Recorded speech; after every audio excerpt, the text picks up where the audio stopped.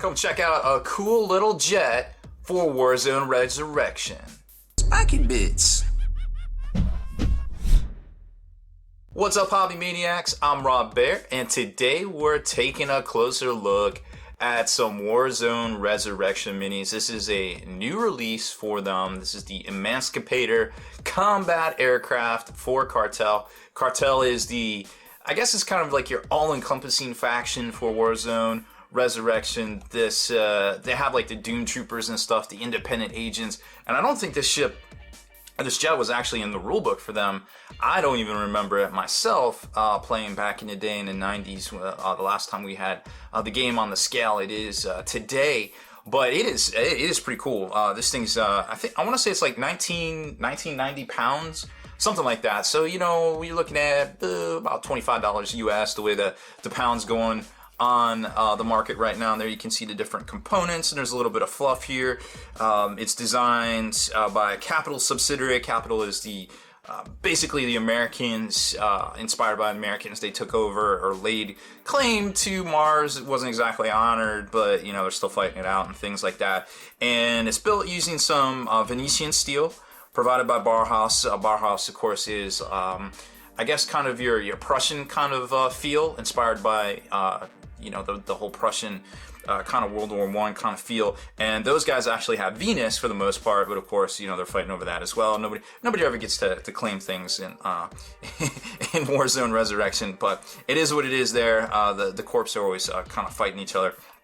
But they're always coming out with new and interesting ways to kill each other too, and that's I suppose why we play these games, why we play tabletop war games in general. So comes in a nice little box right here, booyah, and then you flip it out. It's got a little padding and things, so and a little flight stand and base that comes in it too. Looks like it's I want to say that's a 50mm rounded lip that we've come to know and expect from a lot of different games out there. Let's zoom in a little bit on this bad boy. So obviously the packaging, what I like about Warzone Resurrection, of course, you know, they did a Kickstarter and things, so they're pretty well funded for the most part, you know, and they definitely show it. Like, you can tell the material is very well cast. It's very well designed.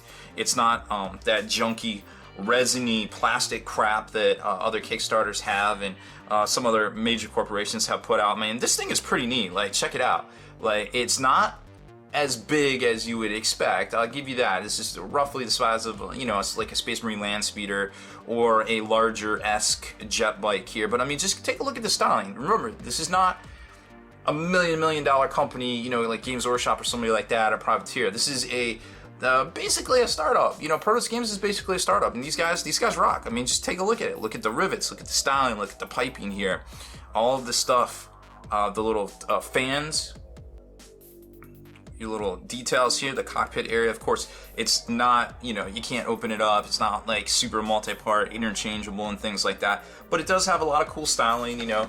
A lot of the Warzone Resurrection stuff is a cross between World War I and World War II here. You can kind of see the armored biplane kind of feel, right? And then these parts go together, and of course, to form the top and the bottom here, this being the bottom, this would be the starboard, this would be the port side.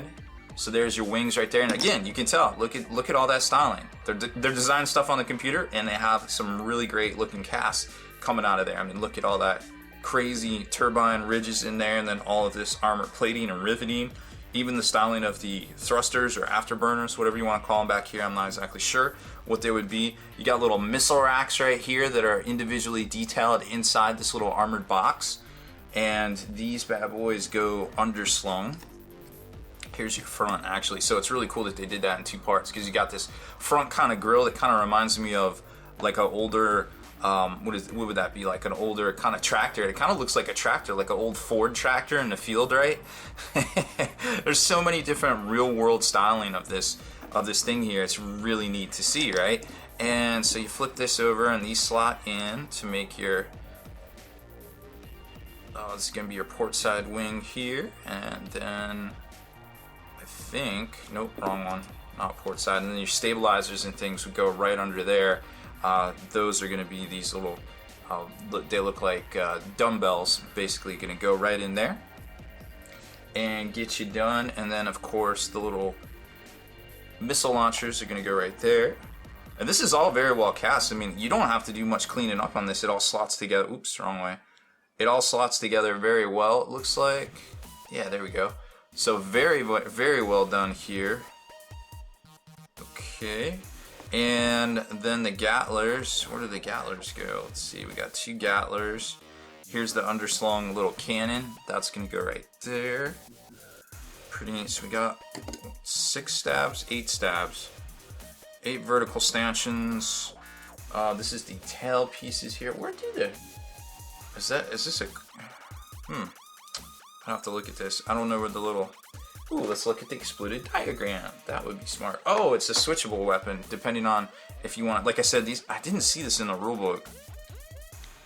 Oh, that one needs a little bit of training, but that would go right there. So you can do the Gatler guns, or you can do the little rocket pod guns there. Not exactly sure on the rules, like I said. Because this one wasn't in the rulebook, and then these go right back here to form, because you can do this like little kind of, I guess the thrusters can basically flip out right there to give thrust, where your thrust is going to vector out from right there. So pretty neat little styling. Yeah, it goes like that. So that's your starboard side right there. So all in all, I think this is a really neat look for 25 bucks.